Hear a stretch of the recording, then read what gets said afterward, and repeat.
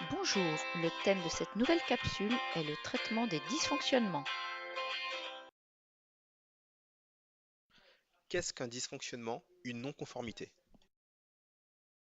Un dysfonctionnement est la non-satisfaction ou le non-respect d'une exigence relative à nos engagements, comme une exigence contractuelle client ou les caractéristiques d'un service ou d'un produit, d'ordre réglementaire ou légal, ou par rapport à une règle définie dans un mode opératoire ou une procédure.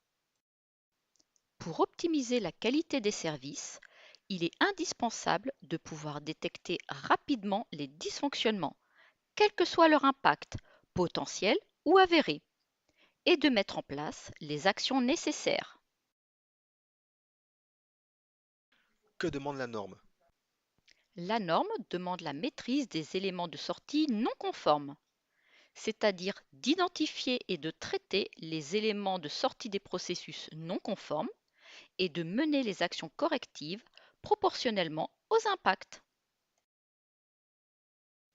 La norme demande également que l'organisme réagisse aux non-conformités, notamment en recherchant les causes. Les actions correctives doivent être appropriées aux conséquences des non-conformités rencontrées. Le traitement des dysfonctionnements. Première étape, la détection du dysfonctionnement. Toute personne dans le cadre de ses activités peut constater une non-conformité ou un événement pouvant être perçu comme une anomalie ou un dysfonctionnement. Détecter un dysfonctionnement, c'est mettre le doigt sur une opportunité de progrès. L'origine de la détection peut être interne, lors des revues de direction, via des tableaux de bord, dans le déroulement d'un processus ou lors d'un contrôle, ou externe, dans un rapport d'audit, via une réclamation client ou après analyse des enquêtes de satisfaction. Le traitement des dysfonctionnements. Deuxième étape, déclaration et enregistrement du dysfonctionnement. Chaque dysfonctionnement doit faire l'objet d'une déclaration. La déclaration doit être tracée et enregistrée dans un outil spécifique, comme par exemple le TAMCO, qui est actuellement utilisé au SGT, ou dans Greco, l'outil de gestion des risques et des contrôles, qui sera l'outil utilisé pour la filière clientèle.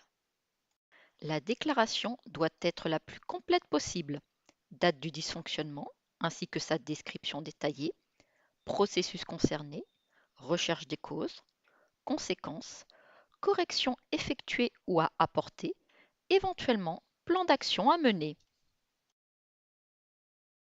Le traitement des dysfonctionnements. Troisième étape, la recherche des causes. Il ne faut pas s'arrêter à la première cause, mais rechercher la cause de la cause, c'est-à-dire remonter le plus haut possible à l'origine du dysfonctionnement. Les causes peuvent être notamment liées au personnel, compétences, manque d'effectifs, au système d'information, disponibilité du système d'information, qualité des informations transmises, aux procédures. Le traitement des dysfonctionnements. Quatrième étape, les solutions proposées.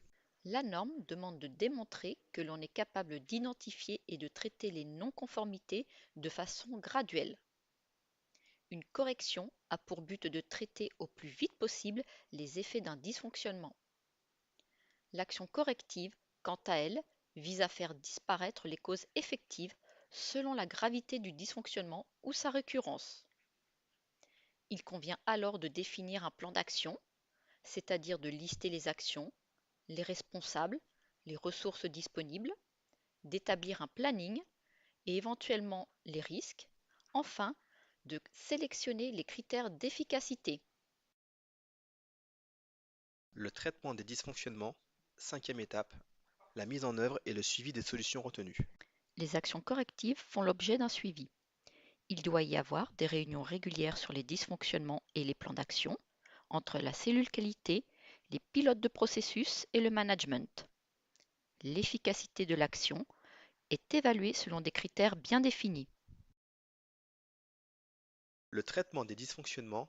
Dernière étape, la clôture du dysfonctionnement. Une action est clôturée lorsque l'objectif est atteint, c'est-à-dire que les critères d'efficacité ont été vérifiés. En conclusion, en éliminant les causes des non-conformités, on réduit l'apparition de nouvelles non-conformités. Cela fait partie de la démarche d'amélioration continue.